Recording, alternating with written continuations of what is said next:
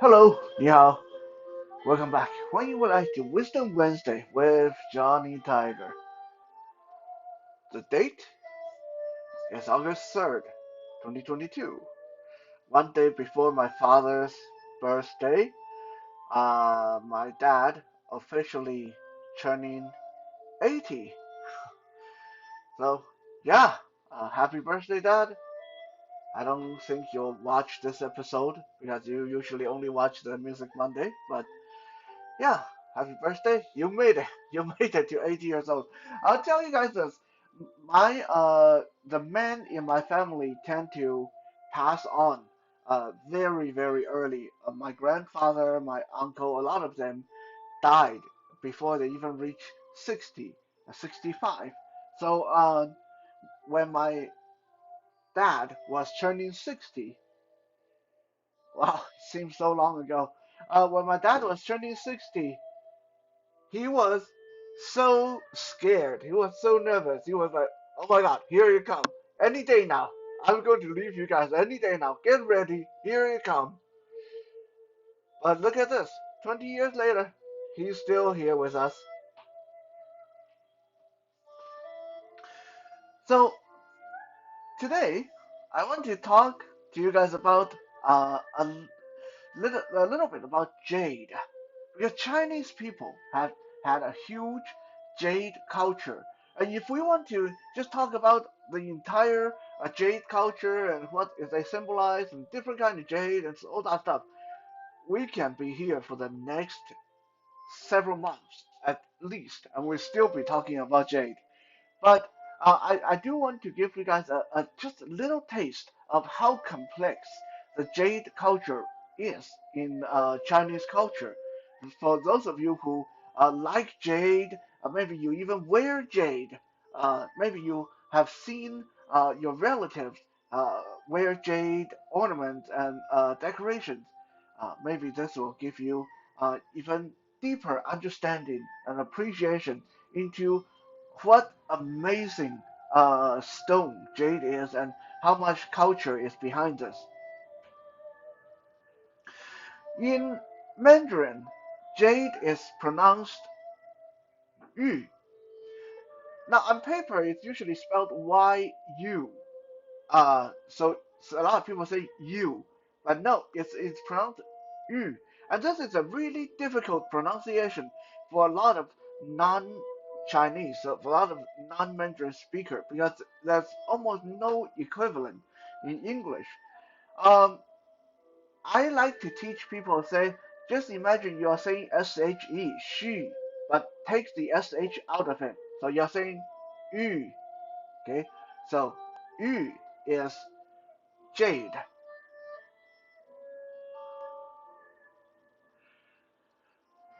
When you look at the most traditional jade ornament, usually they come in the form of a circle with a space in the middle. So they look like bracelets or rings. That's how usually jade were fashioned. Now, of course, nowadays there's a lot more like jade dragon, jade pendants, jade this, jade that. But traditionally, jade was usually fashioned into circlet, bracelet, rings. But even then, the simple jade circle, depending on the way it was shaped, had different name and they had different import, different connotations. I'll give you four examples today, just so we won't be here for the entire day. If the wall of the circle is thicker, bigger than the hole in the middle, this uh, circlet is called yu bi, Y-U-B-E, yu bi. Roughly translated as uh, jade royalty, expensive jade, jade uh, supreme, you can call it that. the word "bi" symbolizes many things. Some people say it means as strong as a wall. Some people say no, it means to defend with your arm. Uh, some people said no, it means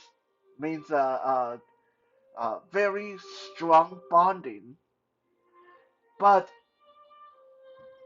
all of those explanations would be both right and wrong. The "bi" is an ancient Chinese word that roughly translates to something of supreme value, something that cannot be equaled. So a yu bi is a piece of jade fashioned into a circle, but the wall, the outer rim of the circle, is thicker, bigger than the hole in the middle. This is called a yu bi. Uh, when would you use something like this? A yu bi was a very, very specific item. A yu bi was an item that, let's say, if you are an if you pissed off your boss, okay, and you want your boss to forgive you, then a yubi was the the highest form of gift you could give to your superior officer or your king or whoever you are trying to please. That when if they receive this, they are kind of obligated to forgive you, because this is as much as they can expect out of you, as far as your willingness to beg for forgiveness. This is the ultimate gift. A yubi could not be given to an inferior person. So a boss or a king or a general could not give a yubi to any of their underlings. Uh, a yubi could only be given to someone of superior quality, someone who is above you. It can only go one way. It cannot be given to people beneath you. The most famous uh, 玉璧 in Chinese history is called 和氏璧. Now you don't really need to memorize that. I just want to tell you guys this little story. Uh, 和氏璧. During the chaos of the warring states about 2,500 years ago, uh, there was a miner, a jade miner. He was in the mountain with his pickaxes and his uh, digging tools, and he was looking for jade. And he came upon this beautiful piece of jade. Now, I don't know if most of you know this. When you first find jade, it doesn't look like anything. And when you first find jade, it just looks like kind of like rock, a regular gray rock, maybe with kind of green vein on it.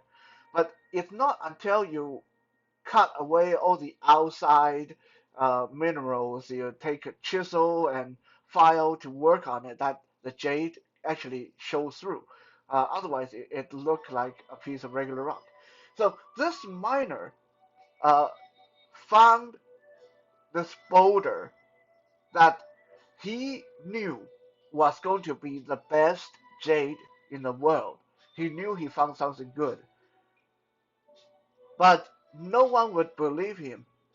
But he was so convinced that he brought this rock to the emperor as a gift. Now, here's the thing. Throughout Chinese history, most commoners most commoners could not go see the emperor. Like if you just show up to waste the emperor's time, it was enough of a crime to be sentenced to death. But this guy who found the jade, he was so convinced that he found treasure, he brought this rock to the imperial city, and he asked to see the emperor, and he told the emperor, "I have brought you the best jade in the world. Go ahead, reward me, make me a noble, make me someone important." And the emperor looked looked at this rock, and the emperor, well, obviously the emperor was no specialist.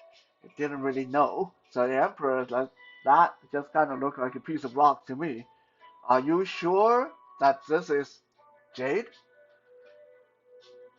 And the guy who brought the jade, he said, I am willing to guarantee this. Go ahead, your majesty. Get your jeweler, get your jeweler to come evaluate, appraise this jade. And if they tell you that this is the best jade in the world, then you can reward me. If they tell you that this is not the best jade in the world, then I'm willing to pay. You can go ahead and cut off my legs. So the emperor brought in his jeweler, and the jeweler, keep in mind, not all jewelers are right all the time. Not when you get things appraised, don't just take them at face value. You always want to get second opinion. The emperor's jeweler, said, "Oh, this is jade, but it's crap. It's just your ordinary jade, nothing special." The emperor was very angry, so he ordered the guy's legs cut off, and thrown the guy out of the palace. A few years later, the emperor died, and his son became the new emperor. And one day, this guy without leg came to the palace. Uh, well, I want to say in a wheelchair, but I'm guessing they didn't have wheelchair back then. But okay, no, let's not get caught up on logistic. This legless dude showed up at the palace with this big rock, and he said, "I tried to give this jade, it's the best jade in the world, to your dad, but your dad and his jeweler, they didn't know a good thing even when they saw it. So I am bringing this to you, the best jade in the world. Go ahead, call your jeweler, and when they tell you it's the best jade in the world, you can reward me. Otherwise, you're welcome to cut off my left arm." So the new emperor did call the jeweler in, and same thing. "Oh, this is just an ordinary piece of crap. It's just regular jade, nothing special." The emperor was very angry and ordered the guy to have his left arm chopped off, throw him out of the palace. More years went by, and finally this emperor died, and the next emperor took the throne. Again, one day this guy without leg and missing one arm showed up with the same piece of rock and begged the emperor, "Your grandfather and your father have wronged me. I just want to know, okay? I want you to call in the best jewelers, not just one jeweler, but the best jewelers in the kingdom. I want to know if this is the best piece of jade in the world. If this is not, you might as well just kill me now." So the emperor was kind of touched. Wow, like this is one hell of a tenacious guy. So the emperor called in the best jewelers throughout the kingdom, and all of them had a big conference. And true to the guy's word, the majority of the jewelers agreed. They've never seen a piece of jade this good. It is the best friggin' jade in the world.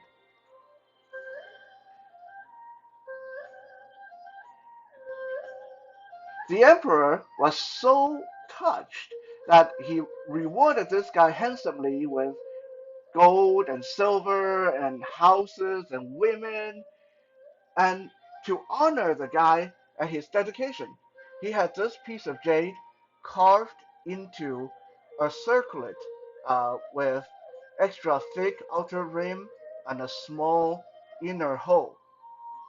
And this became called as the He Shi Bi in Chinese history. And this became the seal of approval. This became the object that one emperor have to pass on to the next emperor for many, many, many generations, for thousands of years. Emperor to emperor, this item symbolized that the holder of this piece of jade was the rightful ruler of China. So that's a Yu Bi. A Yu Bi, as the story indicates, it's the most valuable, the supreme uh, uh, jade item. If the hole in the middle is bigger than the outer rim, if the outer rim is really skinny and really small, then this item is called a yu yuan. Yu yuan roughly translate jade circle. A yu yuan was primarily gifted uh, from loyal subjects to their emperor uh, for their birthdays, for their special occasions, and traditionally, if the loyal subjects, the ministers, wanted to gift this to the emperor, they would show up at the palace, and two or three of them would all have their hand wrapped around the outer rim. So it's like two or three of them would carry this circle together and present to the emperor together. It symbolized unity under one ruler.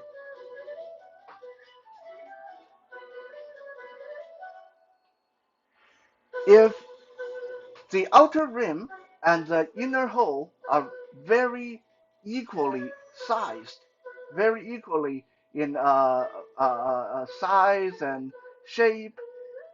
It's a very balanced piece of circular jade. This is called a yu huan, a yu huan, Yehuan, yu huan.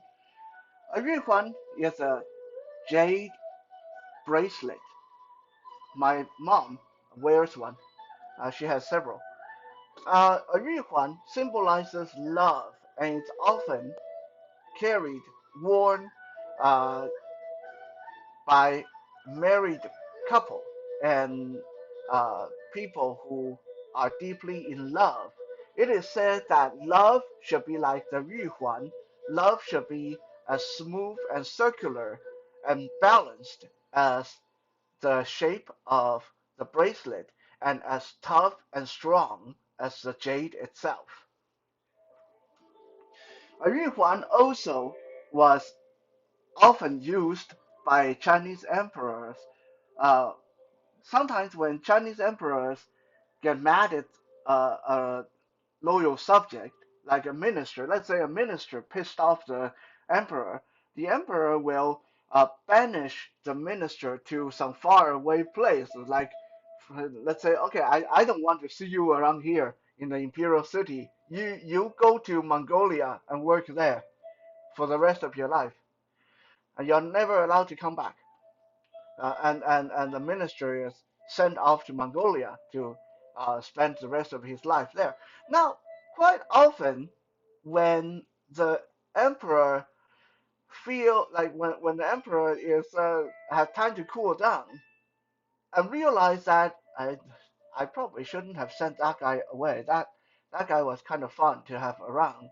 At least when he's around, things are kind of exciting here. Well, the emperor can't exactly say I made a mistake. No, emperors were not supposed to make a mistake. If you admit you made a mistake, that means that you admit that you are not fit to be emperor. Emperor was supposed to be next to God. You're not supposed to retract your word. You're not supposed to say the wrong thing. You're not supposed to do the wrong thing. So instead, the emperor would send a yuhuan, a jade bracelet, to whoever that he wishes to recall back to the imperial city. And that was sort of the emperor's way of saying, look, I'm sorry, I really miss you, please come home.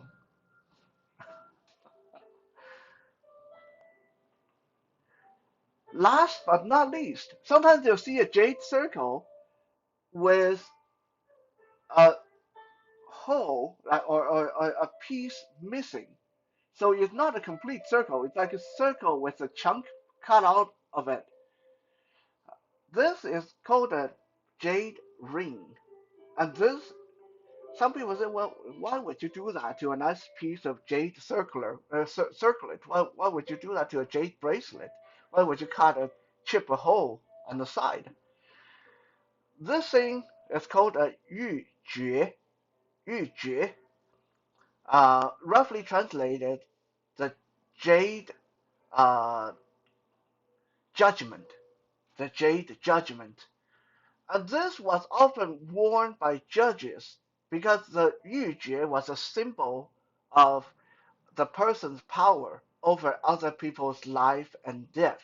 A region was a symbol of power for a judge to sentence people to death. A region was a symbol of power for a general to send his soldier into deadly missions. So a lot of time, people who have to make life and death decisions would wear a 玉珏 as part of their outfit. Many high-ranking warriors also carried a 玉珏, but they did not wear this. A 玉珏 was also widely used as an aiding tool for archery. I don't know if you guys ever fired a bow, shoot an arrow from a bow, but it hurts your finger. It's kind of hard to hold on to, like the arrow and the string, and pull it back and without losing your grip. So, high-ranking warriors would put the bow string through the hole in the ring. So now there's a ring around the string of the bow. So you can pull the string back to fire that arrow by grasping your finger around the jade ring. So the bowstring wouldn't hurt your finger.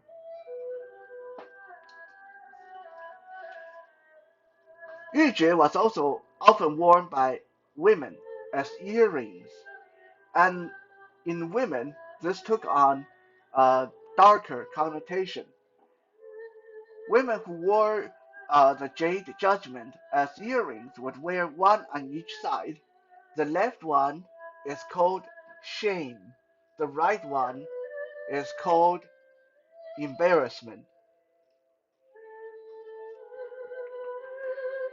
One of the one of the rules that women had to obey in ancient China was that when women were walking, they were not allowed to move their head too much because you're supposed to keep your eyes downcast. You're supposed to look at the ground and walk slowly. You're not supposed to look left and right, see if there's nice looking guy around you. That was something that's not permitted in ancient China. So when women wear shame and embarrassment, the pair of jade rings on their ears, this was a little reminder because every time you move your head, the jade ring will smack you on the side of your face, sort of like you're being punished whenever you move your head. So this was used as a tool of control for women in ancient China.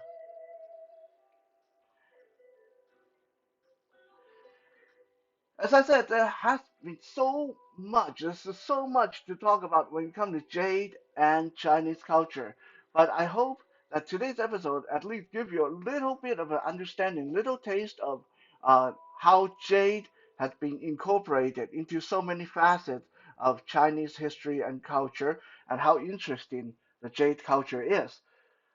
I'll be back again tomorrow for some Toy Thursday. And for now, 谢谢 and 再见。